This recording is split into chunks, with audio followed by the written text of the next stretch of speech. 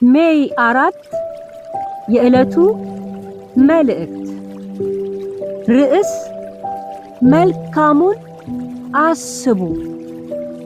ለማንም ስለ ክፉ ፈንታ ክፉን አትመልሱ፣ በሰው ሁሉ ፊት መልካም የሆነውን አስቡ።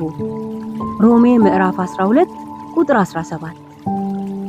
መጽሐፍ ቅዱስ አስቀድሞ ከእግዚአብሔር ጋር እንዴት መኖር እንዳለብን፣ ቀጥሎ ደግሞ ከሰዎች ጋር እንዴት መኖር እንዳለብን በግልጽ ያስተምረናል።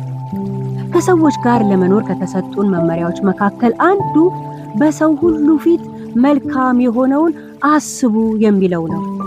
አብዛኛውን ጊዜ ለራሳችን መልካም የሆነውን ነገር በማሰባችንና በማድረጋችን ሌላውን ሰው ያስከፋዋል።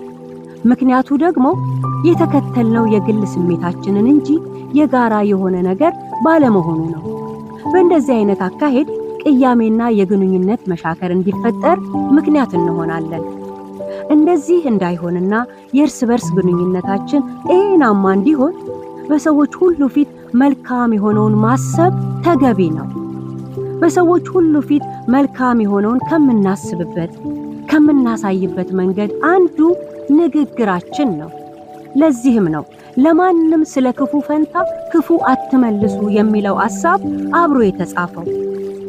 ንግግራችን ሰዎችን የመስበር ወይም የመጠገን፣ የማፍረስ ወይም የማነጽ፣ የማሳዘን ወይም የማስደሰት አቅም አለው።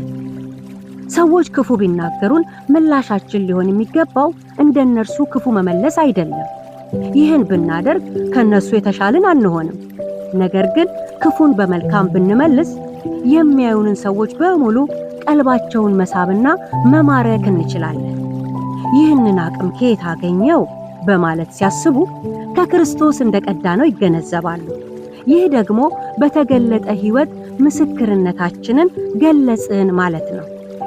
እንግዲህ ከሰዎች ጋር ባለን መስተጋብር ለኛ ሳይሆን ለሰዎች መልካም የሆነውን በማሰብ ንግግራችን ገንቢ ይሁን። ሁል ጊዜ መልካሙን አስቡ።